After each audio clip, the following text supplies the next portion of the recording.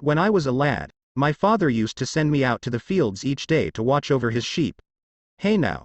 There are worse jobs than sitting out in the fresh air all day, but it was boring work for a lad. I longed to be running around with my friends, playing ball, or making boyish mischief. Can't the sheep look after themselves? I asked my father. After all, they know how to bleat and munch grass, but there isn't much else that they do. Father said it was important work, and most importantly of all, I must keep my eyes peeled for the wolf, in case he came sneaking into the fields and grabbed one of the spring lambs. I couldn't even go to sleep.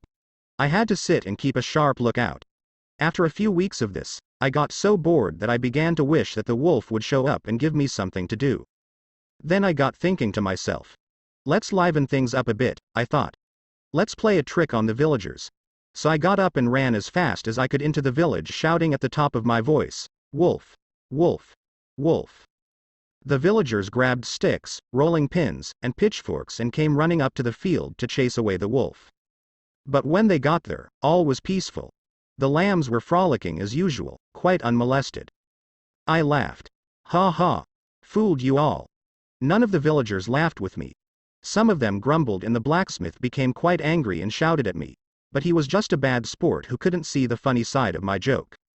A week later I did the same thing again, only this time I put on an even better act. I daubed red paint on my arm, and pretended that the wolf had bitten me. This fooled even the blacksmith, who was on his guard after the last trick I had played. When they all arrived breathless in the field, I again called out, "Ha ha! Fooled you." This time, quite a few of the villagers were angry with me, and I got quite an earwigging from the blacksmith, the teacher, and the ironmonger. When I got home, my father was furious and told me that I had a stupid sense of humor. But I thought it was funny, and so did my friends. About a week after that, I was sitting up on the hill watching my father's sheep as usual. It was getting on for evening, and the sun was setting behind the forest. I would have to spend the night out there, and oh, how lonely and bored was I.